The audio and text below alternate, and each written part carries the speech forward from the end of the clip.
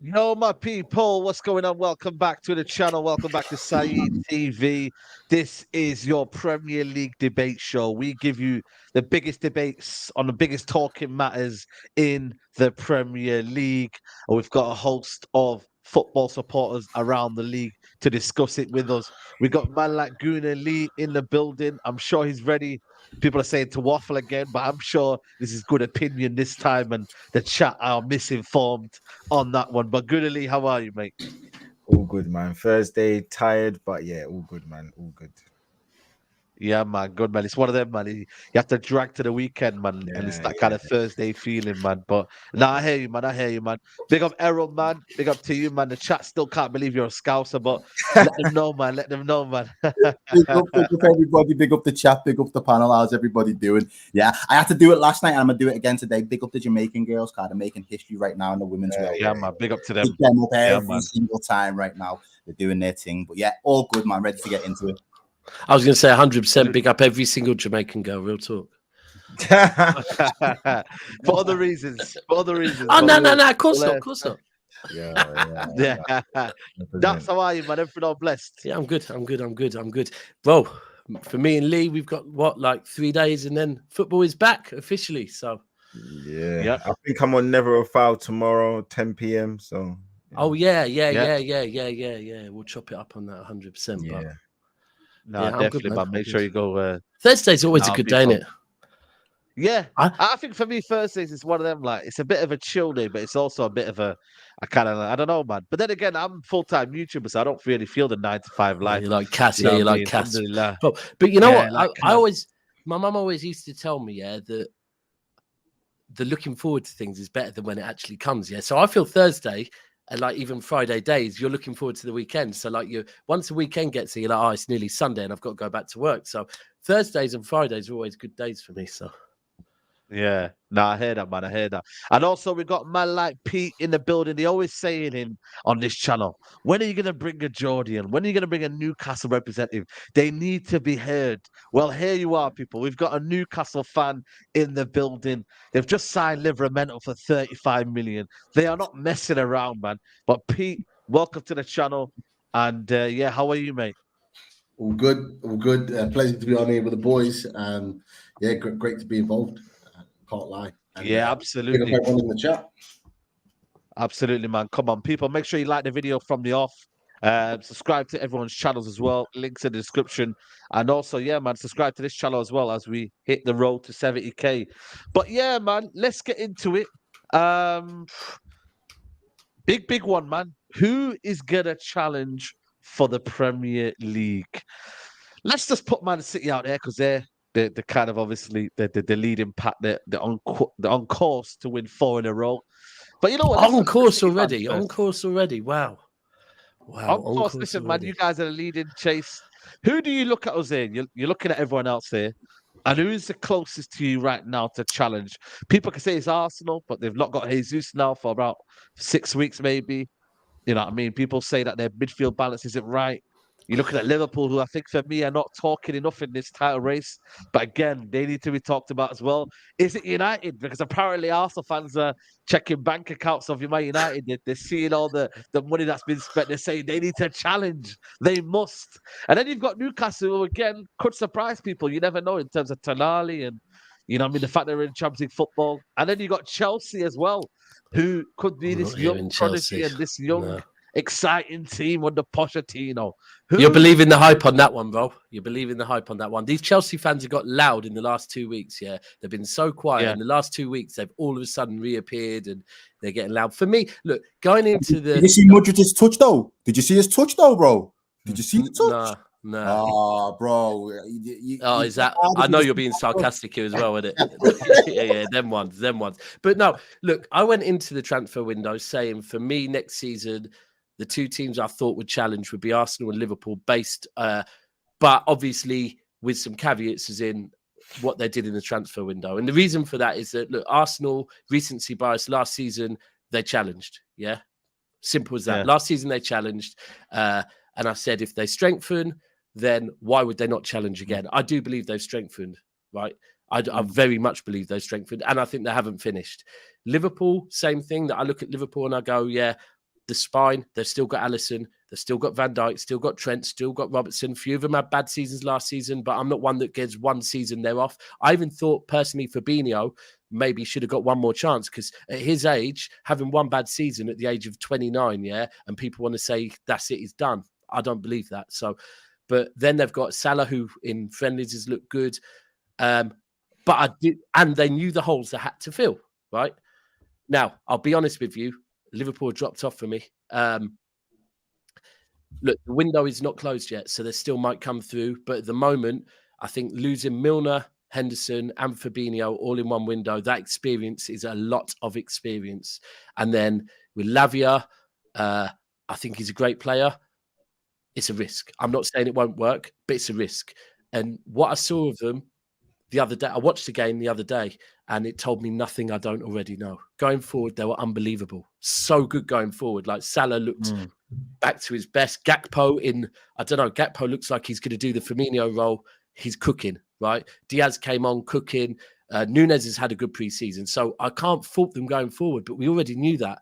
But defensively, the questions are still there. And I said at the back end of last year about Trent in this inverted role is that, I get you have to find a position for Trent, because Trent he's like De Bruyne. Like, you put him in the team and you find a way to play him, right? You don't drop him. But I don't know if in that role it's his reading of the game defensively, for me, isn't good enough to sit in that 6 role. And I saw that as well. I saw some of his passing, unbelievable. But then again, not staying with runners, not knowing that runners are even there, in fact, not even not staying with them, just not knowing they're there.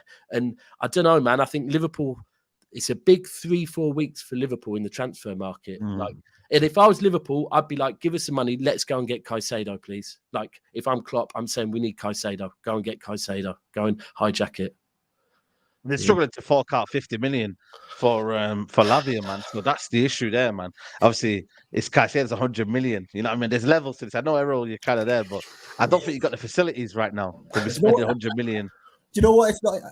There's an argument to say that Liverpool have got the money. It's a point of they don't want to buy a player if they don't see his value at that. My argument is we're now in August. You are going to get stung for the price of any CDM that you're looking to buy, especially once everybody knows you've let your main one go.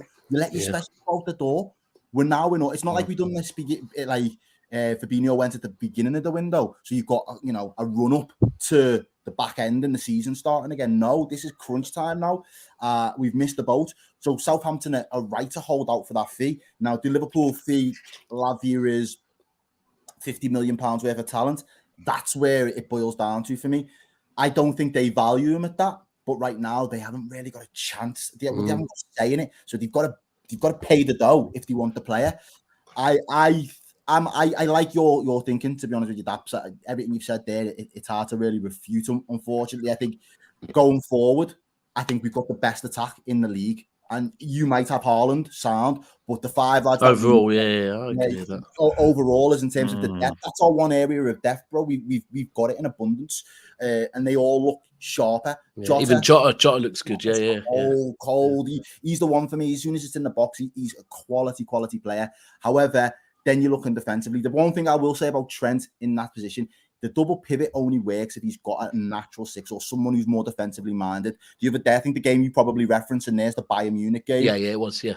That Bayern Munich game, and that Jones starting with Trent in that position. Now, for me, both of those lads are used to having the protection behind them. They're not used to being the protection. So when now they have to be that protection, they're both looking at each other, holding, thinking, who's got the ball? Spot on. That's exactly it, bro.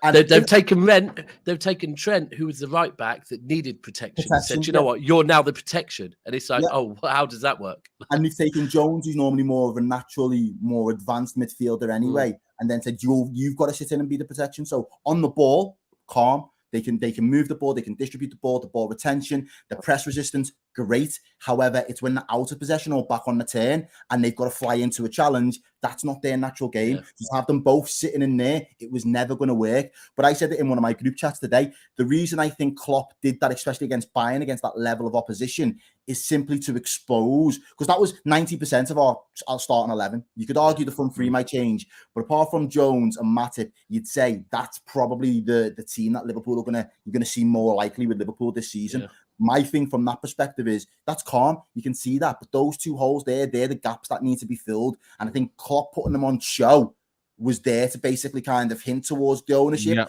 people doing the dealings. Look, this is what will happen if this is all I've got to work with. Yeah. So now I need you backing, and that's what I'm hoping will happen. And that's the thing. If you look like I can't remember all of your preseason games, but I know that one was 4.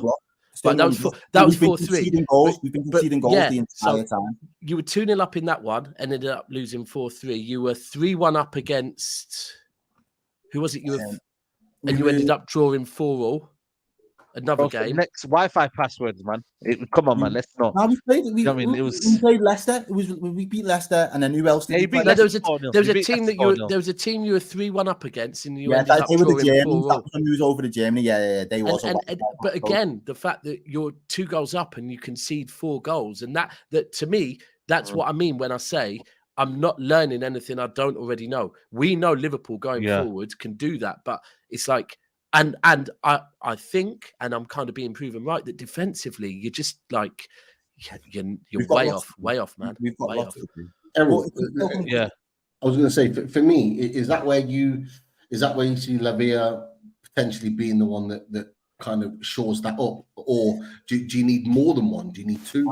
I'm like Daps, bro. If you'd have seen the group chat today, it's been going off all day. The same argument back and forth. Is it 1? Is it 2? Why is it not going to be? Why is it got to be 1 and not 2? And I think the line of thinking from my perspective is if we're going to move Trent into that inverted role, that's the blag that they're going to say he's going to get most of his minutes in midfield. So by default now he's a midfielder. So there's 1 in additional numbers. We're going to get you the additional lad. If it was me, like Dap said, I'd have kept hold of Fabinho, not only because Fabinho could have been that experience and showed Lavia the way that he does the game. I know Lavia played it slightly different, but the other thing on top of that was in a worst case scenario and defensively shit was going wrong.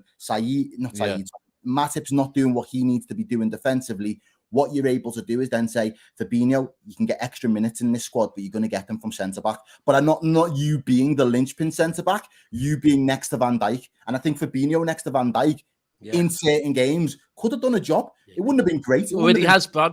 He already did when he didn't have Van Dijk. Exactly, that's what I'm saying. So he's proved that he could do it without him. So with Van Dijk, he should be more competent in that position. As a worst case scenario, it's not my first choice, but if we're going to start moving around to kind of make things fit and work with what we've got, that to me would have been a better solution than letting him go out the door and now needing 2 players. A specialist CDM, and then a new centre back as well. What about your you mentioned all these players? What about your manager? In what sense? What about the manager? Go on. I don't know. A lot he's of still here, by the way. He's still here, Pete. I told you we were going nowhere. A lot of blame needs to go to Klopp. Like I don't know why. I don't know why everyone keeps saying that he's allowed seasons off because he's won 7 trophies in 7 years. I don't get that. But seasons off in what respect though? Like, what do you think we're not going to challenge for anything this year? Do you think we're just going to? No. I'm saying you've had some poor seasons while he's been there. I'll give you the season where you had all your defenders out, your centre backs, but you've had some poor seasons as well. You've had 1. The first season had a push 2, but that was the first season. So I'm like, I'm gonna get it. And what about last season? That was the one. That's the one I'm giving you. I think where he's coming from. I'm not too sure about the tactical side of things with him. What about his substitutions? What about his favoritism? What about the fact that Hendo's gone, Fabinho's gone, Milner's gone. Listen, hold on. Listen, I've been seeing moments where Salah's dropping stinkers and gets games. I've been seeing moments where Van Dijk drops stinkers and gets games. I've been seeing moments where Trent gets dropped stinkers and doesn't get dropped. So for me, listen, man, I'm not saying that he's washed, but every Superman loses their power at one stage. And listen, man, I want to see a better performance from him, because this guy gets lauded as I heard Liverpool fans. What is it that he's got to do then? Let me just throw it back to you. What is it that Klopp's got to do this season to redeem himself to Arsenal fans, specifically you? I mean, I listen. It's not about me. I'm just saying. Listen, for the gas that this guy gets, for the gas he gets, right. Do you not think he deserves it? No, not really. No, not really. I think he's a good manager, but listen, I want to see if people are talking the way that you're talking. I'm hearing that I've got Liverpool fans that kept saying he deserves a statue. A statue. This is big bad Liverpool, and he deserves a statue. If that's the case, next to likes of Pop Paisley and all them. Pop Paisley, that's the case. You know the legends. I need more than a Prem and a Champions League, because those are the two big boys, right? I need a little bit more. So all I'm asking for is, if you're holding him up to the levels that you're saying, that your Liverpool fans are saying, can we not ask for a bit more? Can I not? Okay, is it not right for me to just say, okay, fine, you want to put him on a level that he maybe deserves to be on or doesn't? Can I not ask for a bit more? So when I keep talking and I keep hearing all this, and I keep hearing all this, Klopp's this and Klopp's this, and Klopp's the daddy gives him the hug. Can we ask for more than a hug? Can I ask you to make some substitutes? Can I ask you to do a bit more? Can I ask you to have a bit more flexibility? Can I ask you to take Trent off when he's dropping stinkers? Can I ask you? Hold on, I ain't even finished. Can I ask you to stop blaming your assistant Pep Linders and start putting the onus on you, as you're the club leader? Can I ask you to call the owners out if they're the problem, or take the flack for the bullshit that you're doing? Can I ask you to grow a pair of balls and to step up and be the leader that you're meant to be? And listen, don't worry, JTI, I will when we come to Arsenal. But this is what people forget. We're talking about Liverpool right now. So I'm not going to talk about another club. I'm talking about Liverpool.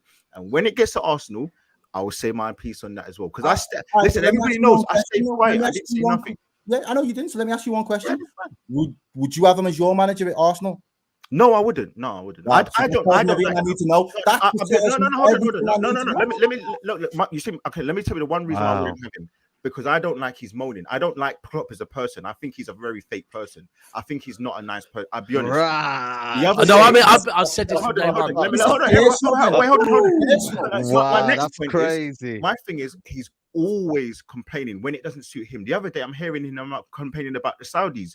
But brother, you sent the fucking player there. Stop moaning about the same things that you've done. Your club have done. That's crazy, he's complaining about not in his control, though. He doesn't have control over where. Okay, Errol, but then keep your mouth closed. That's it. You can't complain about the window being open because it doesn't suit your agenda. As that was the case, though, no one would open them out because they're getting asked questions. Okay, just come out and make the statements. One minute. It's not like my man said, "Yo, let me hold a press conference and I need to speak about what's going on in Saudi across football, so everybody's this is what Liverpool fans always do. This is what Liverpool fans always do. Oh, but he was asked a question. Oh, I have. No, you don't. You don't have to answer all the questions. If you don't want to answer a question, that's what I'm saying. Klopp, can you put your balls on the table and start stepping up, please? Can you start acting like a little bitch, bro? Like, if you don't want to answer a question, don't answer the question. I can't what's he done to you, man? What's he done to you? I can't wait for him to slap Arsenal up this season. You know, listen, bro, it's just facts, bro. He's always complaining, and you know what? So did Arsene Wenger, because I know someone's going to say, can you concentrate on your own club? So I'm going back to Arsenal. So did Arsene Wenger used to moan, and I hated it too. I didn't hate Arsene Wenger, of course not. But with Klopp, he's always complaining about things that his club go and do. He's always complaining about things that he can get in control of himself. He complains about referees. He complains about owners. He complains about this. He complains about that. Bro, can you stop complaining? Do your job and start getting results. That's it. You might say something, by the way. Go on. Yeah, go on. No, not on your own channel. No, not on your own channel. Come on, bro. Yeah. Mute everyone. TV said, yeah, mute everyone. Yeah. Football Heritage TV. Big up my guy. Sarah says, just said show some love. Saeed looks like the Mbappe feels the way I do. About Saudi Arabian League. Great panel. Now, listen, big up to you, man. I know you got an agenda against Mbappe, but we'll leave you on here. There's nearly 1,000 people on here. Make sure you smash the like button on the video. I think, in all honesty, I want to banter Klopp. Listen, he deserves some respect for what he's done at Liverpool, etc., etc. Revolutionized the way they play. But I'm not going to lie to you, though, man. There are things and aspects of Lee, what he's saying, that are, for me, important in terms of tactically, though. Okay. Tactically, has he still got it? In-game management, has he still got it? Sometimes I look at him and I think the game's drifting by, and then he takes off these weird substitutions, and I'm like, not the game, not the game. I was going to say, I would have went it's more the seasons drifting by, not just the game. No, I get that. I'm just saying about certain games and whatnot. When you're under the cosh, he looks like that. The whole season. Like, look. If you and I love this conversation. I've sat here grinning, yeah, because if I go back 2 seasons when I first started doing YouTube, people would say to me, "Who's better, Pep or Klopp?" And before I could answer, this is Liverpool fans, by the way, they would say it's not even a debate. Klopp is clear. And last season, I was like, "Do you still want to have this conversation?" And everyone's like, "No, I never said that." I'm like, "Okay, cool." And now I'm sat here thinking, you don't even want to. Whereas before, it wasn't a conversation. Now you don't even want to have the conversation because it's that far. And just a prime example was last season, right? Is that if you go back to January, February, early February for Man City, our club was in turmoil, like. For us, yeah. Remember, Cancelo was throwing his toys out the pram. Bernardo wanted to go. A lot of senior players were not playing the way we would expect them to play. And Pep was tinkering. Pep was calling people out. And he was doing it in January, yeah. I saw Klopp tinkering in like April, May. And it's like, bro, why have you waited till then? And I honestly do believe, I rate Klopp, right? That's why I still think Liverpool. But I do think last season, he really showed me that tactically, he's so far off Pep's level, like so far off. He's got a plan A. His plan B is just not there. He's got a plan A, and that's it. These are wild takes. Wild. No, but do you think what I said? I get Lee went too personal. Lee went too personal. Do you agree what I said? I don't mind saying I don't like him because I genuinely believe that this guy is not a nice person. Passive aggressive, isn't it? He's actually not a nice person. And on top of that, you can't really say that though. Come on. No. From what I see, let me give my opinion. You've been on an all-out attack at my gaffer here, and I'm not having it. Right. The reality of the situation is going to lead. There are elements to what you said that are true. There are things within Klopp's management style that I don't particularly like. There are things and occasions where he will make excuses for situations that happen, which I think that's down to you. You've deployed X, Y, and Z. The Mohamed Salah point exactly. There are games when you're thinking, but you've got to rely on him. We haven't really got an understudy in that right wing position for Salah. So whether he knows he's safe, whether he drops a 10 or he drops a 6 or he drops a 4, he's safe regardless. To me, that's not competition. But again, that's part of a bigger conversation. The thing where I won't agree, the tactical side of things for me, given the fact that we are only 1 season removed. Klopp's fan players laugh a minute. Bro, that's true though. It's one of them though, because we are 1 season removed from us going to every single game in the whole season. Errol, I got that trophy for you. I've still got that trophy for you. Listen, let me land it.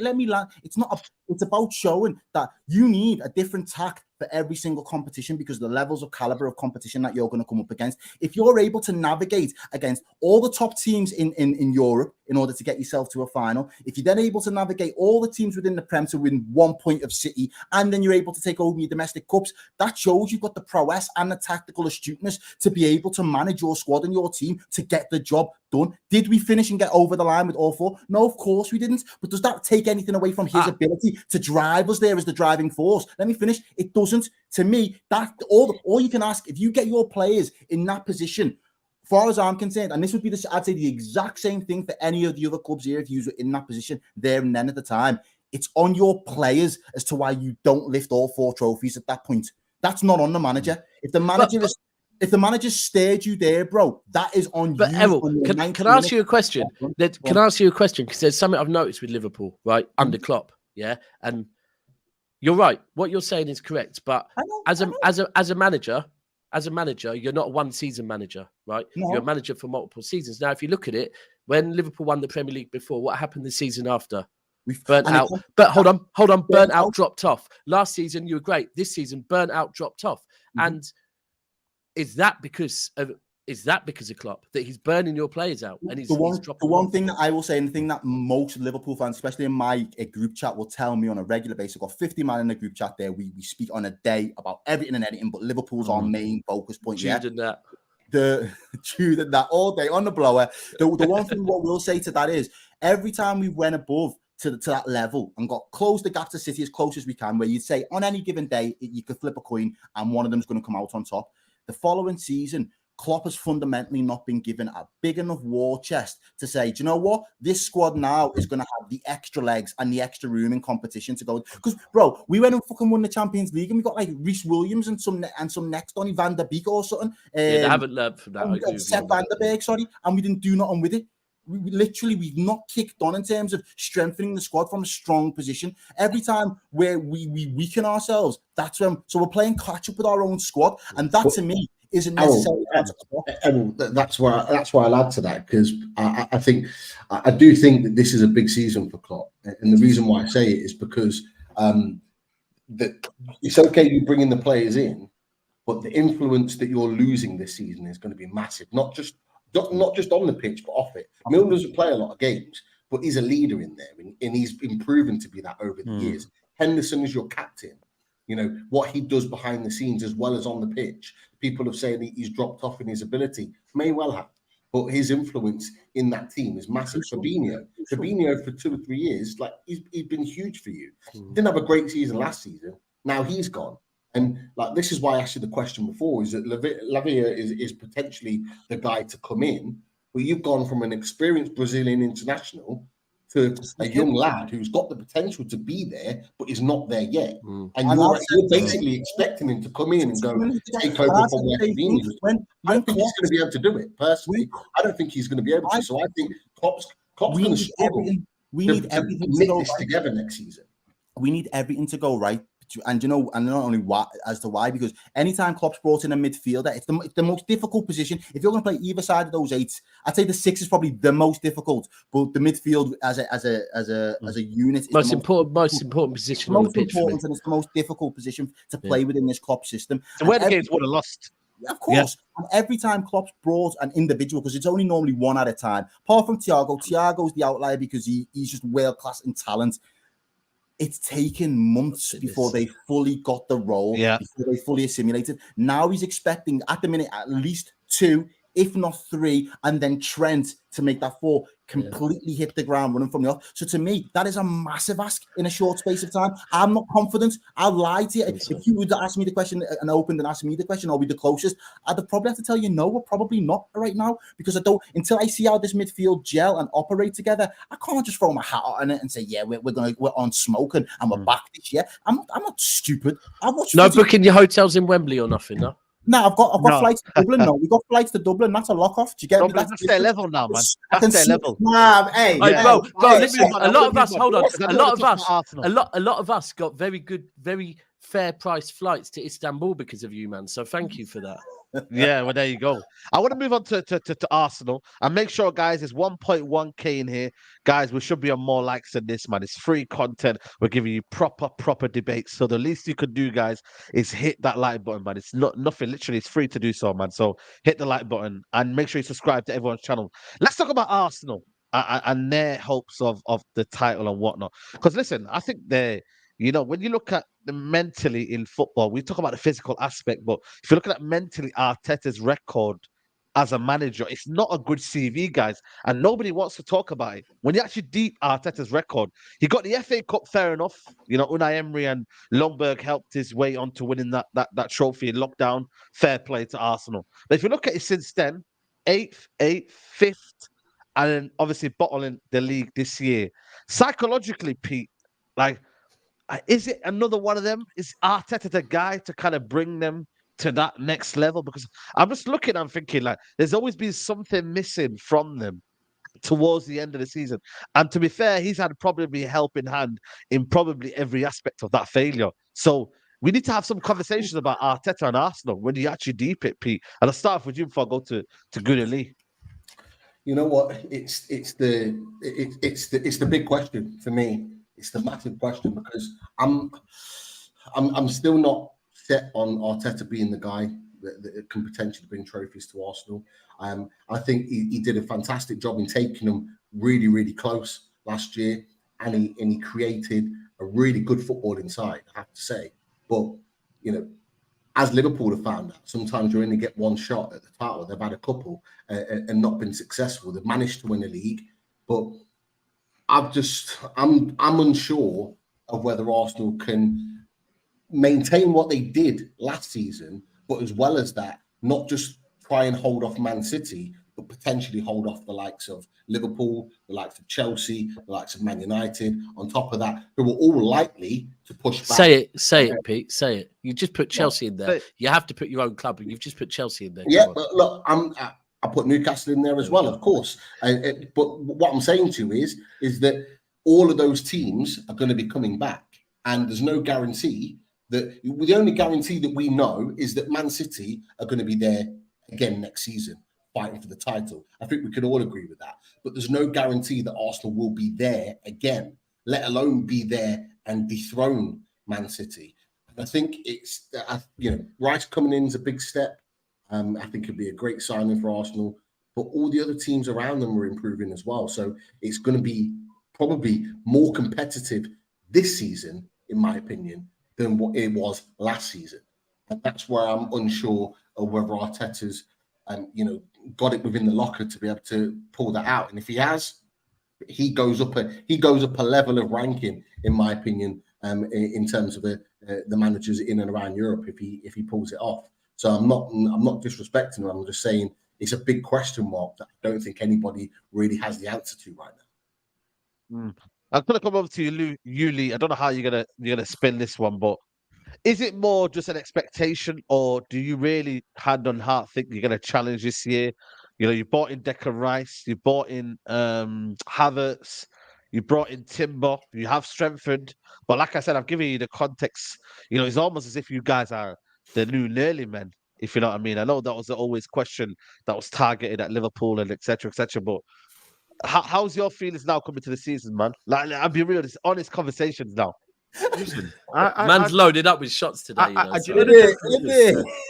absolute joke of it all is not once have I ever put Arsenal in a position where they're going to finish to win the league. I've never said. It was only last week I said we'll finish second/third. It was only literally 7 days ago. So I don't know where everyone keeps making out that I'm the one that's putting them in. That's bad. That's bad. Invincible Arsenal. They ain't going to challenge. Listen, how long have you not won a league for? Is it 20, 21 years? Listen, and you've not. You look go. If you want to go, man. Shoot, bro. I'm good. Listen, for me, as I said, if you want to go, Errol, man, it's good. But I'm never ever going to be in a position where I'm pretending that it's something that it's not. For context, if you want, Leno was the key part in it when Arteta took over. I think it was Ainsley making the nails, Socrates, Luiz, Saka at left back, Torreira, Özil in the midfield with I think it was Xhaka. And up front we had the Chuckle brothers, Aubameyang, Lacazette, and we had Nelson as the winger. That was his first game. So that's the depth that we had to start from. That's where we was. That is literally the team we had. So when let's keep going when we talk about the money he spent, that's what we've had to face against. So that's the first thing. Now, do I think we're going to win the league this season? No, I don't. Because Man City are the best team with the best manager. And if Klopp's the man that he is, then they're going to win it. So no, but I don't like that though. You're passing the blame. You're passing the expectation to Liverpool. What about Arsenal? What about the mighty Arsenal? Can I interject there real quick? Can I interject there? Because we were just. Who's the bigger club? We're not doing bigger, are we? I'll let you lot go, and then I'll go because I can't believe it. So, right, we have to be consistent. And when we were talking Liverpool, we were Klopp, and we were.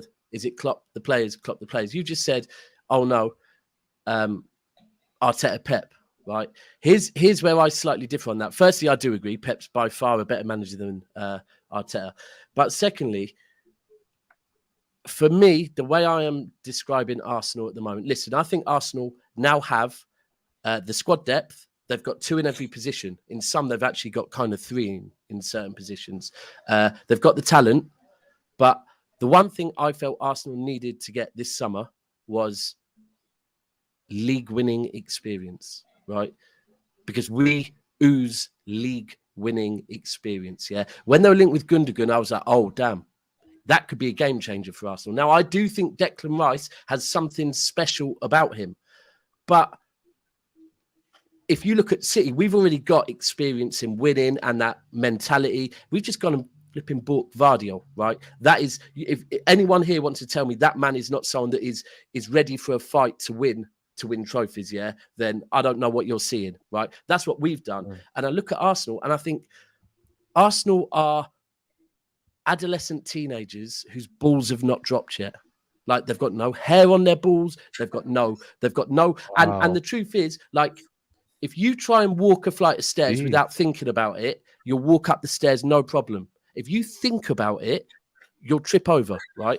And this is what happens when you go into a title race with Manchester City, because you know they're behind you, so you think about them. And if you haven't got that winning mentality and that experience, you will fall over. And I'm looking at Arsenal thinking, do you know what? I'm not going to come on here and say we're going to smash them in the Community Shield. We might not win, right? I'm not going to say we're going to start the season better than them. We probably won't, right? Do I think Arsenal will start the season well? Yes, I do. I think Arsenal will go on an amazing run. I think Arsenal will challenge this year, maybe be better than they were last year. But guess what? When it gets to that final home straight, Arsenal will slip up again because they've got no know-how in that down team. To then, and is that down to the manager or to the players? Both. So do you know what? I'll say down to the manager because the manager is involved in who they hire. Well, this is where you're going then. You know? So go on, Errol. No, you just saying that you've got no cojones, like you've got no balls. None. Wow. I mean, it's hard. You know what? My thing for not even necessarily Arsenal fans, more for the actual team. Until that team are capable, and I've said it, Pete did, we say it many a times on the 12 Bad podcast, until another team demonstrates that they're able to eclipse 90-odd points while City are as dominant as they are, it's very hard to really put your money on anybody other than City, because that's the benchmark. I've said it for a while. The best chance that United, or you can put Newcastle in this conversation, you can put Chelsea, you can put Arsenal, Liverpool in this conversation right now. The best chance that any of those teams have got is to drag City down to their level, as opposed to trying to get up to City's level. Because if you try to get up to City's level, you're in a 2-horse race. And if anyone's got smart money on a bet, in a 2-horse race, you put your money on City. If you could drag City down to make it uncomfortable, 3 of you in and around in terms of you're hovering low 80s, high 80s in terms of the back end of the season, there's more of a chance of somebody nicking it off them. Unless you can do what Liverpool did and just walk it clear the year that we went and won it, it's going to be very difficult to dethrone City. Where Arsenal are going to fall short, that's just right. Not only the experience, but for me, I think the manager is going to struggle to, in the big games, in those big moments and the big decisions that need to be made, especially with some of the signings that you've brought in, if they don't tackle, Havertz is one of them players, very rarely steps up in the biggest. I know he got the Champions League winners medal, so you can say, but that's a one game example. You've got the likes of Jesus. He doesn't get more than 15, 20 goals a season. You still haven't got that guy up top that's going to bag you 20 plus goals when you already know you're up against a freak like Haaland that's going to do it all season again. Goalkeeper wise, there's doubts in the goalkeeper before the season even starts, and then more doubts now that you're going to buy another one to challenge him. So there are areas for me where Arsenal, I think, and there are going to be big decisions for Arteta to see if his managerial, not necessarily credentials, but if he's matured. That's just saying he still had the team's adolescence. I probably think that's very harsh, to be fair to them. But will they have matured enough? Will the Champions League be a distraction? Will that be a help or a hindrance? Will that help them gain momentum, or will that take a little bit away from them and get week in, week out? Arsenal didn't have to worry about that last season. They're going to have to worry about it this season. Is Arteta ready for that? I could sit there. That said, you haven't got balls. He's adolescents. I could sit there and say he's the Spanish Brendan Rodgers. I won't right now. I won't right now. No, you just did. You can't take that back. You can't say what you think he is and then say, I'm not going to say it right now. The reason though, because the true comparison will come when the Champions League. If your most experienced players, or if you just drop the dough on Rice or other players and other man, and you've got a group game that potentially could take you through, and you're leaving them on the bench, or you're playing Ramsdale and you left them on the bench, same way Brendan Rodgers left Gerrard on the bench when we played Madrid, then I will be bringing out the comparison. But right now, he's got a pass, and we'll just see what happens. Yeah, but again, like I said to you, if Lee's still expectations that they're not ready, and everyone else gets no. See, look, again, I didn't say that. Not once. So what do you say? Those words? No. Because you guys were chatting, so I let you. But you should be ready by now, though. No. Now, Lee's smart. Not once did I say we're not ready. You guys were chatting. He's on the fence. Then he's on the fence. No. You're sitting on the fence. You guys were chatting, so I let you talk. That's it. I literally said 4 words, and I think Errol then stepped in and said, "What big bad Liverpool Arsenal?" Sorry. So I let you chat. So I did not once say anything along the lines of Arsenal are not ready. Did I say that? Those words never came out of my mouth. The question is, that you couldn't infer that from what I said. Nothing. Okay. No, but I've just said here now. The question at the title of the video is, who are the closest to challenging Man City to the league? And right now, you've not put your neck out there saying we're going to challenge Manchester City to win the league. You've not put your neck out there. You're sitting on the fence. Because I said 4 words speaking about the fact that you was mentioning Arsenal spending all this money. And I let Errol and then I let you guys speak. I didn't even get a word out before you carried on talking. So what else am I meant to say? I let you talk. I let you have your moment. What's your final conclusion then? Hold on a minute. What's your final conclusion to what you've just waffled then? Give me your final summary of what you're saying. We will challenge. Do I think we'll win? Is a different question. So you're asking me 2 different things. So what's the answer to that, Lee? Yes, I believe we will challenge. Yes, that's what you're asking. No. And do you think I you'll didn't win? say you're going to win the league. I didn't say that. No, I want to hear more than that. I want more than that. No, the answer's challenge, bro. The answer's challenge. Not you're going to win the league. Think we're going to win the league? No. Do I think that we're going to win the league? Do I think we're going to challenge? Yes. Then we agree. Then we agree. No, 100%. Yeah, I agree. 100%. We're not going to. I don't believe we're going to win. But I think we're going to challenge. And to give you a bit more perspective, I agree with you with the manager thing. I agree with you with the tactics. I agree with you some of the players. I agree with you that in a bright moment, sometimes that we falter. We don't actually come forward. And listen, I'm gonna put Saka in there. I'm gonna put Jesus in there. I'm gonna put Saliba in there. I'm gonna put all these young players. You know why? Not Saliba, because in the big moment, no. Because he wasn't there for the big moments, was he? Saliba wasn't there. Listen. Just let me land before everyone keeps. That's what happens. That's what happens. Everyone keeps talking, and then what happens is, I'm getting clips or saying that I'm not said this. I'm not saying that. I'm saying in the big moments, I've seen Brighton away in December the 31st because I watched that game. I've seen moments where Saliba sometimes he gets moments where he is a fantastic defender, but he makes mistakes at times, and he's still young. He's still allowed to make those mistakes. But as I'm going to say to you, I believe that there are players in this team that, as good as they are, and I'm going to include Havertz in that as well. I'm going to include all these players because ultimately, when Partey, listen, even Declan Rice, people keep saying, at the second half of the season, how great he was. Why can't we include the first half when he was quite poor? So we have to include everything. So I'm not doing this sitting on the fence. I'm not doing this wishy-washy thing. I'm telling you, 100%, I believe that Arsenal are going to challenge because I believe out of all the other teams, and you know what? Great, Cam's made a great point. Coach Cam's, no team actually looks ready. And I think probably Arsenal look the most ready. Hence why I think by default, I think Arsenal. It's Jesus though. Jesus, Probably by default, Arsenal are probably the closest challengers to City. But I'm going to keep saying it. No, I don't think Arsenal are going to win the league. And I believe it's going to be partly down to the manager, partly down to the players. And I'll probably say it's going to be more so down to the manager. I have to say that because, as Errol said, I've seen too many times in the league that he's not made the right decision. So I'm not going to sit here and blindly say something for the sake of it. No, but I'm also going to say that this team's a very good team. They are a very good team. And the young youthfulness actually brings positives because what does it bring? The fact that, you're not scared. You're not scared to go out there and try and hit the big heights and try and do different things. Yeah. Hence why Arteta as a young manager, what did he do when we played Liverpool 2 seasons ago? He was playing the speakerphones in the training ground. It's stupid, but you try something different. That's your question. Player. That's what you do. That's your question, yo. I don't know about you, man, but I think Havertz reminds me of Kaka. Do you agree? Again, I don't even listen. Shout out to Jordan. Shout out to Turkish. Shout out to James. But do you agree? Do you agree? I'm not on that show.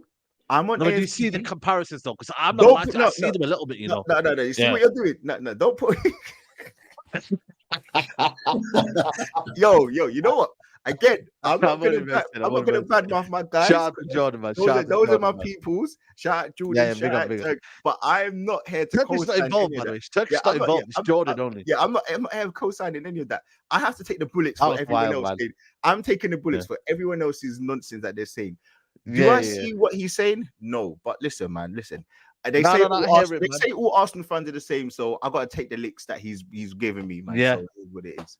Nah, I hear it, man. On that, because, and again, this is again, we have good conversation. So the thought that I've got right now is, because there hasn't been the trophies brought with the money that's been spent out. Are you kind of just, we're going to go for everything this season, or is it a case of let's have a priority and give our all in that and let the other games be what they will be almost? Again, what should be the approach? Nah, again, for me, when you spend the amount of money, you've had chances. In the first season, we went out to Olympiacos. The second season in the Europa League, went out to First season, we went out to Olympiacos. Second season, I believe we went out to Villarreal. We can't keep doing this whole, we're going to come out of this competition. We're going to come out of this competition. Do I think the Carabao Cup is a good competition? No. But do I think we shouldn't not win it? No, of course not. You can't go out in life and just think, I'm going to pick and choose. As a teacher, I'm not going to tell my students, all right, you can do well in maths, but you don't have to do well in history. You can't pick and choose. You have to go out and put 100% in all your subjects, all your competitions. And again, no disrespect, but we don't win all the competitions in the world. Similar to Newcastle. So if they win a trophy, they're going to be jumping for joy. I'm not going to be jumping the same, but it's still a trophy. Do I believe that Arsenal had a better season than Man United last season? I do think we did. I do actually think we had a better season than you. But that's crazy, man. That's the look. So we don't have to go into that too much. But my point, we won't, because that's too long conversation. Yeah, my point. What I'm trying to say to you is, going back to your point, Errol, was no. We have to try and win or go forward in at least 3 competitions. The 2 main ones, as we know, Champions League and League, and Premier League. Sorry, and I think one of the cups, because as Dap said, we've got a squad. We've got, listen, I don't rate him, ESR, Fabio Vieira, Reece Nelson, one of the strikers in Balogun and Nketiah. That's 4 players. We've got at least 2 defenders with Ben White. Zinchenko's not made the bench yet. We've got so many players that aren't even going to get on the squad's bench. About 30, I think. Yeah, we've got a huge squad. Yeah. One last question, and it's about nobody else other than Arsenal. The improvements that you've made, or the additional signings that are in now, are they enough to get you plus 90 points this season? No, we're not. Then you ain't winning the league. Yeah. Done. That's it. But I don't know if City will get 90 points, though. But I don't know. What he said there. He said the challenge. Yeah, I said the challenge, not win the league. Yeah, but still, some news on Man City, by the way. We've challenged and not won the league on 98 points. So what is it? No, but I said we're not going to win the league. I'm telling you. What I'm telling you is 90 points. Yeah, done deal, by the way. Yeah, we knew that was coming. 90 points is challenging. If you don't get 90 points, to me, it's not a challenge.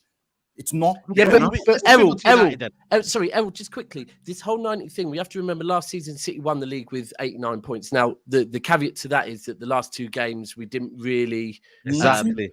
I agree with you. But it started off slow. Yeah, we did. But we usually do. To be fair, the one thing where I would say, and I do hear the 90-point thing, but the one thing I would say is I'm looking at next season, and I'm thinking, I always think Liverpool are going to be there or thereabouts. United be around there. And it's the quality that will City win as many games? Will anyone win as many games? Because you've got Villa that are trying a thing. You've got all these other teams there, which ultimately means that there's more potential for many clubs to drop points to other clubs, which... So I don't even care about this points thing, to be frank with you, because I think what Pep knows how to do is get more points than whoever he's going up against. And like last season, it was 89. If someone had 77 points, Pep would be like, we'll get 78. And then if we're in other competitions, I'm going to rest players. So I do think it's a great thing to say we got 90 plus points, but a league could be won. A league could be won with like 88, 86, 84. You're missing the point, though, bro. Leicester won with 75, I think. No, that season stank. Let's move on to United. Everyone was United. Mandem. I want to move on to United because you talked about it there. And by the way, 1.3K in the building. Make sure you hit the like button. Somebody's saying that we're missing United talk. So Man United got, I think it was 75 points last season. You said 90 points is the barometer. Let me start off with Pete on this one. We're talking about 90 points is probably going to win you the title. It can be less. United won back in the day, 84, 85, so and so. Do you see Man United clawing up them points there? You know what I mean? And that gap there, have they done enough this summer to bridge the gap? And you know what? Be honest, because like I said to you, I don't think we have, and I'm being totally honest with that.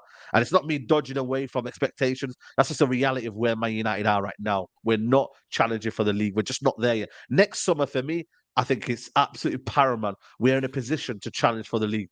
But start off with you, Pete, and I know Lee just got up now. He's woke up now, but you know what? I'm going to go after Pete. I'm going to go after Pete. Yeah. Now, for me, honestly, what you finished on 75 last season, yeah? Is that right? Yeah. So for me, I think this season, I think you'll be looking at around the same. I think 75 to 80 points is in my opinion, is where I think you'll probably end up. Lots of people lots of Man United fans are saying in the chat, you're not going to win a league. You're not going to win it. I'm inclined to agree. I don't think you're ready yet to win the league. And I agree with you, Sam. What do you mean? Next summer for you, what do you see? Next summer for you is going to be critical because that'll be 2 full seasons that Eric Ten Hag would have had to build his squad. So you would imagine by summer 2024, he's going to be or expected to be putting the final touches on his squad to really mount a challenge at that point. But I think 75 to 80, if you get anything above 80, you made progress. I think you would have made progress. It doesn't necessarily mean that you're going to improve in terms of your third place finish. I don't believe that. But I think you'll have made progress in terms of building those points, winning more matches over the course of the season, and maybe clawing back the gap between the top 2. I think that should be your aim. That's where I see you guys next season. Yeah. Lee, the floor's yours now. The floor is truly. Let's all go on mute as well to give Lee some respect. Listen, I'm not gonna. I just want to ask you one question. Do you believe that? Do you believe that your manager, with all the experience and all the amount of years that he's been managing, with all the trophies, I've just checked it for you. He's won a League Cup. He's won 3 titles in Ajax. He won 2. I think this KVMB trophy. He's won a trophy with Bayern Munich as well, I believe, under Pep, and he's won another trophy, I believe, at Man United as well. In the Dutch league. Sorry. So with all these trophies that he's won, can you just not see why there's a little bit more expectations with the amount of money and the experience that he's got? Hence why some people would ask for a little bit more in terms of style of play, tactical nous, and a little bit more expectation with those 3, or all of those things are putting together. Sorry, who are some people, Lee?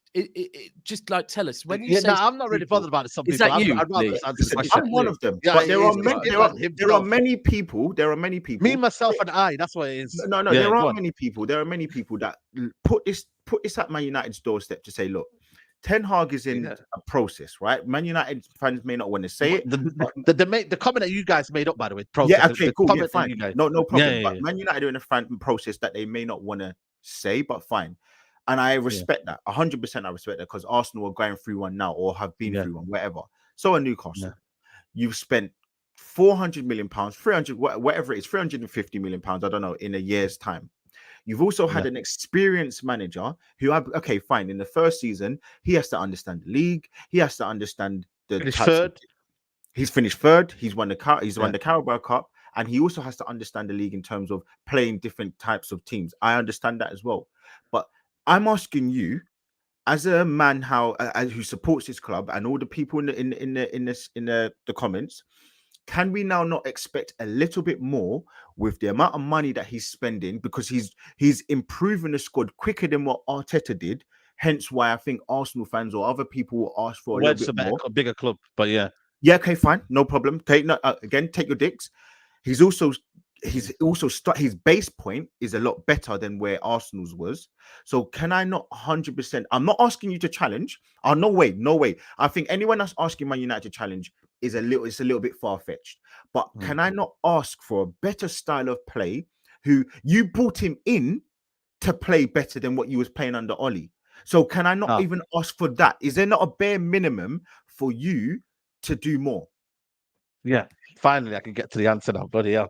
But listen, I think for me, I think he's identified problems this season where I'm kind of confident our style of play will change.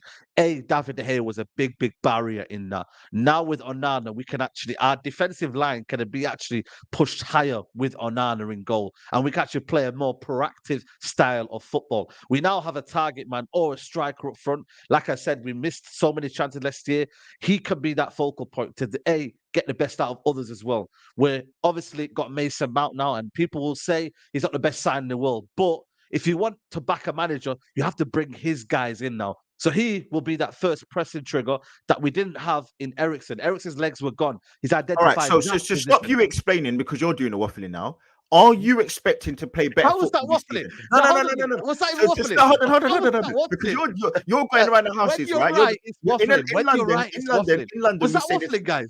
In London, there's a saying. We say we're going around the houses. Right, I'm asking you: are you expecting now? You've got your great keeper. You've got Mason. You've got a great. You've got no Maguire as a captain, so he doesn't have to play at all.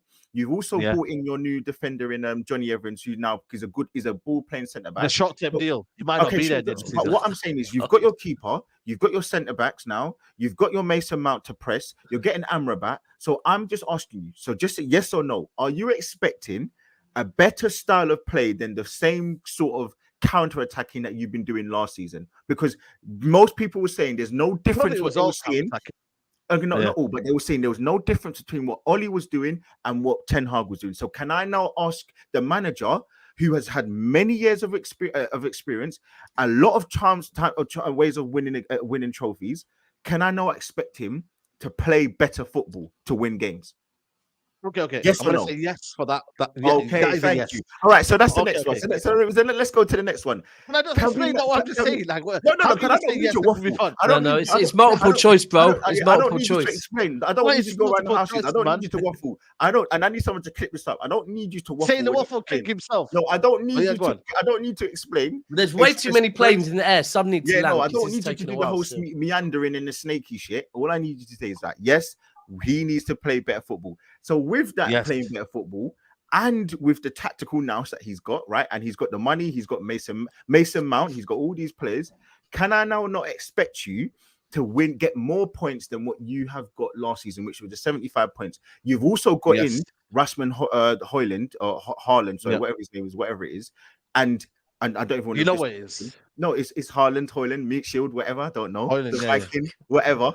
That's what you keep calling him. So I'm asking, can we not expect him to get more points, more goals? Because I believe your goal difference was what? Why you keep repeating the questions, man? I'm just answering the question. Cool. Yes. All right, thank you. Yes, we will.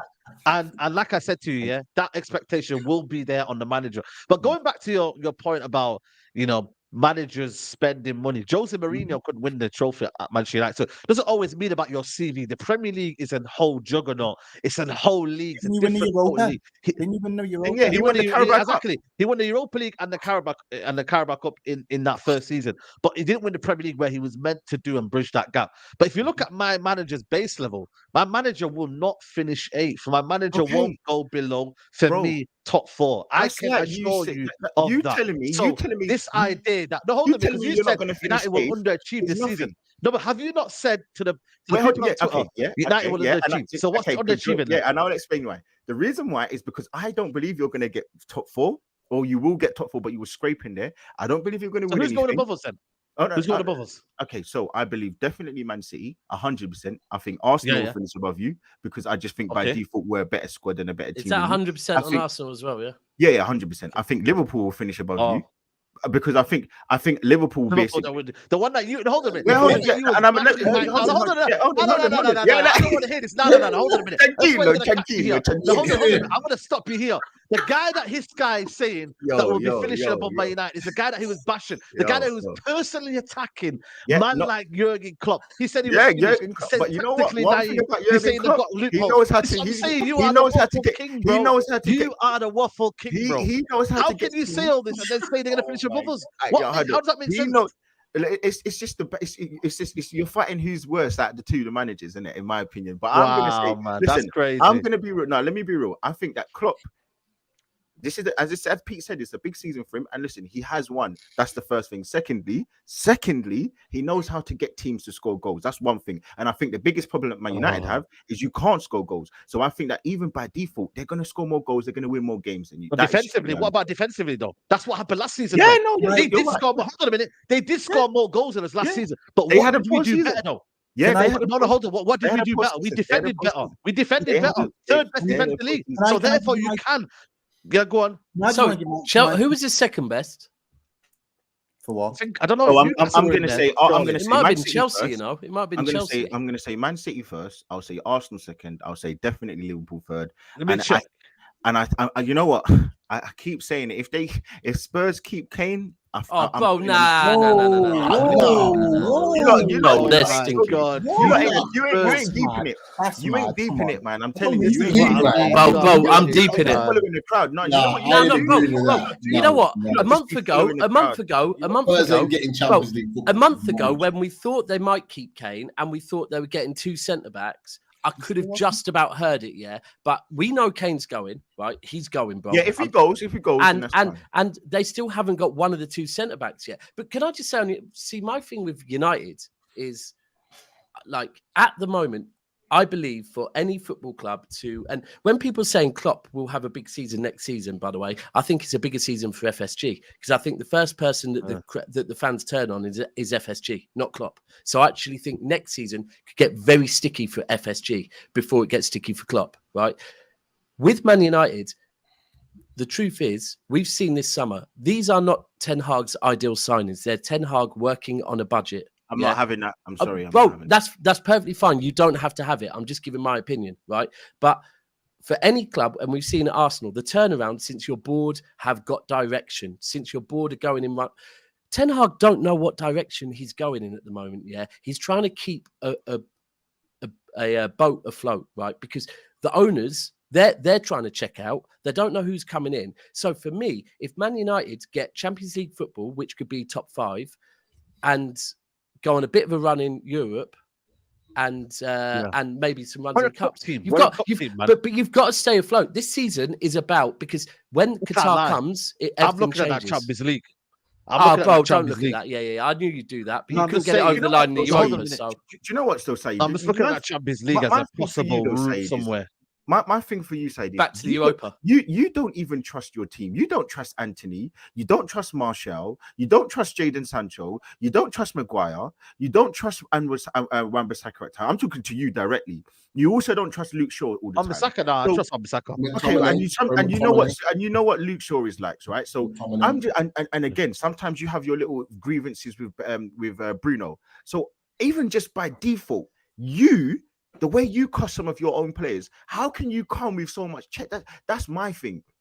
So that's why you believe in your manager because he can get the best. Listen, as a fan, I can see what I can say, yeah, but the manager can get the best balance, and that's why with Onana, Mason Mount, Amrabat soon to come, Højlund in there as well. I think there is going to be balance now, better balance for the manager to work with. Not having the stress about De Gea is a big weight off his shoulders now. He can actually play progressive football, play one a yard kind of. What you're saying, you're saying that your poor season last season was down to one player. That's what you're saying. No, but I think it's a massive issue that needs to be corrected. To be fairly, 4 players, exactly 4 players. No, but because what you're saying is because you've got Onana, which I believe is a much better player, a much better goalkeeper all round than De Gea. Now you're saying that now De Gea's out and he's out the club. He's not even on the bench. Let me have this real quick. Sorry. Pep's Guardiola. First season at Manchester City, they finished 3rd, right? We had a goalkeeper that I'm not even going to talk about distribution, you know. We had a goalkeeper that was not comfortable on the ball, right? And we had defenders that did not know how to play out from the back. We brought in Ederson. Next season, we got 100 points. When you have a goalkeeper and a system that allows every single player to hold their position on the pitch, no matter what, because they trust the goalkeeper when he's got the ball at his feet, it changes everything. Now, I'm not saying that will happen with Manchester United, but a goalkeeper is the key to a system. especially when it's a system that involves passing out from the back, because it means no one. I've seen Edison have the ball bounce on his wrong foot, and I've checked our fullbacks and our centre backs. Not one of them is changing the position because they know he's comfortable, and therefore they can hold the witch, they can hold it. So it is a big thing. Now, I'm not saying he's going to do that, but a goalkeeper can be absolutely massive, 100%. 100%. Quickly, we're going to touch on Newcastle before we wrap up. Livramento, Pete, 35 million. I don't know about you guys, but I just think that's a crazy fee for a right back who's had a few injury records, but he's one for the future as well. One for the future. I'll just add to that. I think Sky confirmed it was not that it makes too much of a difference. It's 32 million, the initial payment. Okay. But everyone outside of Newcastle keeps saying, mad fee, why are we paying so much, blah, blah, blah, blah, blah. People don't understand that Chelsea have a 40% sell-on, which is why the fee was so expensive. Oh, yeah. It's like with Lavia, by the way. It's the same with Lavia. This is why people are holding out on Lavia, because they have to pay. Yeah. Southampton got Livramento for like 5 million when they signed him initially. And so, effectively, Southampton will be getting, just under 20 million, which is what they wanted. Yeah. Initially, about a month ago, when the links first came out with Livramento and that we were seriously interested in him, the fee was talked about around 12 million, 12 to 15 million, which is effectively what they're actually getting with this deal. Now, the problem is that Newcastle realised during negotiations that that's the reason why Southampton bumped up the fee. So that's the big reason for it. Now, yeah, it's a lot of money for a 20-year-old. For me, I'm absolutely buzzing at this deal because for me, I think he will play for England at some point in the near future. He'll put performances together that will get him called up and be on that right-hand side over Trent and Reece. Pete. The reason I'm not saying over Trent and Reece. You've got to remember that Southgate doesn't always choose Trent, and Reece can't stay fit. So on the back of that, you could argue, why is Trippier playing right now? Trippier is his my illustrious host Saeed just asked you a question. He said, "Oh, so talking about 40 million pounds for your right back. Sorry. So what's better value? Is it your right back or Højlund, who scored 9 goals in 18 games? Which one's better value? Because I know someone paid 65 million pounds for their striker. So I just wanted to get a bit of context. Which one's better value? I'm always going to say I agree. I agree. Because I thought it was a bit cheeky to mention. What about 50 potentially paying 50 mil for a 19-year-old DM? There you go. I mean, but you know what? Even that I can live with. But 65 million. What's the strays, people? No. I'm just getting involved because it's shots firing. I've been on mute. Because my illustrious host Saeed asked such a great question. Said, 40 million pounds on a right back from Southampton who's got injuries. I just wanted to know for context if you thought that spending 40 million pounds on a right back was fine, but maybe 65 million pounds going up to 75 million pounds on a forward who's done nothing and living off someone else's name in the He's got 9 goals in 20 games. That's not nothing, is it, for a 20-year-old? First of all, you know what? Jesus would be proud of that. Listen, man. Yeah, I just you know me. I just like to ask questions. Same like you. Don't shoot the messenger. I'm just asking for everybody else. Sticking to Livramento, Go back to Livramento. Sorry about that. Sorry about that. The rudeness there. The great thing is that Livramento can play right back. He has played left back before, but Trippier can also play left back. So there could well be a swap there at some point within the season. But equally, it's the one area we did need to improve. A lot of Newcastle fans saying, "Oh, we need a left back. We need someone in there to replace Burn." I agree, but equally, we can't afford for anything bad to happen to Trippier because he's our only go-to right back. He's a big top right back. Now this changes. We've got someone that can come in and push Trippier. Trippier is going to be 33 by the end of next season. We need to think ahead. We need to forward think. And I think genuinely, because Livramento didn't play last season, he was recovering from an ACL. If we get him back playing anywhere like he did at Southampton in his first season, I genuinely think that 2-3 years down the line, we'll be sat here talking about Livramento and thinking 32 million initial payment is an absolute steal. So for me, I think the club have made that decision and pushed the button now, because if he stayed at Southampton or went on loan somewhere else, for example, in the Premier League and had a monster season, there is no way that he's leaving for anything less than 40 million. Bro, 50 million used to be the standard. Any fullback we ever bought was 50 million. So 32 million for English tax as well. It's not that bad. Oh, it's not even 40 million. It's 32. Yeah. 32. So 32 compared to 75. Okay, no. Oh, it's gone up from 65 to 75 in literally 2 minutes. Last question before we wrap up. Mohammed A says Newcastle will finish 6th this season. Window not good enough. You know what, Pete? Before you go, window not good enough. Well, Talk Sport just did the exact same thing while I was driving back. Talk Sport were having this agenda as well. Yeah.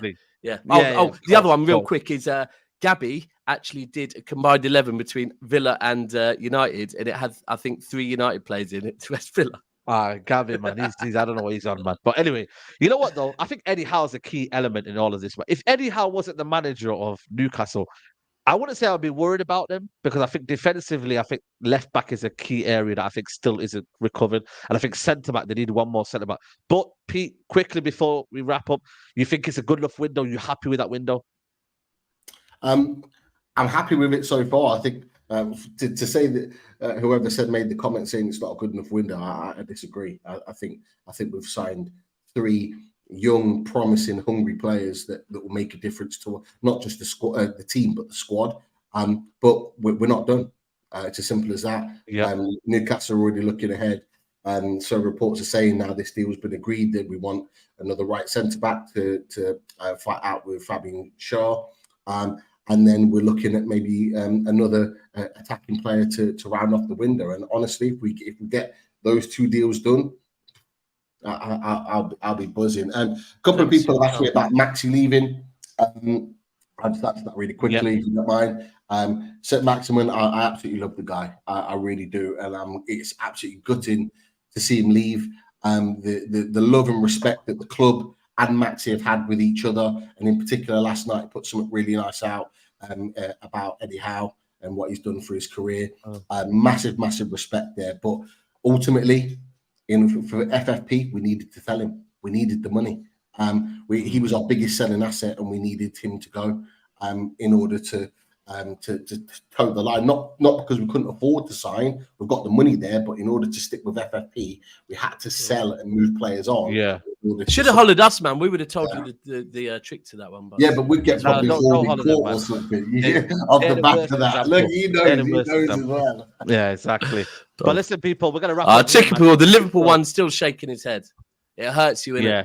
You know that. Exactly. Fucking hell. Shit. Yeah, man. What a show, man. What a show. 1.3K still in the building, man. It's been a very, very good show. We think we couldn't top last week, and we didn't even have Sean on today as a Tottenham rep. He couldn't make it today, so big up to Sean. But Guna Lee, as much as you are a shameless man, and I thought I was shameless, but you are the shameless. I'm telling you, you're tier 1 shameless. Like, that is you. But Guna Lee, it's always a pleasure, man. It's always love. Come on, man. Big up, man. Appreciate it. And listen, big up to the panel as well, man. Love it. Love being on this show. So yeah, shout out, man. Shout out to you as well for being and allowing me to be on this channel as well, for real. Come on, man. Always, man. Big up to Daps, man. I know you're working hard on Never a Foul, man. You man are always streaming, but big up to you as always. And yeah, man. Bro, and you know what? I'll be real. Like, last week was good. This week was better. One of my favorite, away from my own channel, Never a Foul. Go and subscribe now. Yep. My favorite show is probably Battle of the North with Matisse, Hassam, and Flawless. Sorry, Flawless. But 2 shows in, I'm already looking at this one, going, you know what? I'm going to enjoy doing this one every Thursday. So yeah, man. Love for having me on, bro. Always, man. Pete, solid debut. You have to rep the flag for the Geordies, man, because like I said to you, the Geordies are always coming at me saying, where's the Geordie representative? But big up to you, man. And our YouTube channel's there, so feel free to sub. We're so close to 6K. Want to get to 10K as soon as possible. So Loaded Mag and UFC. Saeed's been on it as well. In fact, all of these boys, apart from Gunnar Lee, so we'll have to maybe change that very soon and get them on. All these boys have repped the channel, so come and sub. And book Saeed, massive respect. It's not actually my debut. I've been on your channel before, but must be nice. I hadn't until this show started. Mad respect for having me on. Looking forward to this season. Should be a good chat. Nah, man. Big up, man. And Errol, man, as always, man. Big up, pleasure to you, man, for coming on as usual, man. Big up yourselves, big up the chat. I need to say too much. I'm gonna let my boys do the talking just now, and we'll unpack a few things as the season goes on. Let's just leave it at that. You get me? Yeah. Writing it all down. I'm keeping receipts. I'm gonna bookmark this chat. Yeah. Well, I'll see you. I'll see you in May. Yep. Yeah. I don't want to see you till May. That's what it should be. Yeah, absolutely. Well, I was going to say we'll see you at Wembley, but we won't because you're not in the Champions League. Yeah. This year, by the way, Champions League's at Wembley, people, man. So no excuses, man. You know what I mean? It could be one of them days, man. You just never know, man. But people, enjoy the rest of your evening wherever you are in the world. Please do hit the like button on the way out if you haven't done already. So, and yeah, man, this has been the Premier League Debate Show. We are out.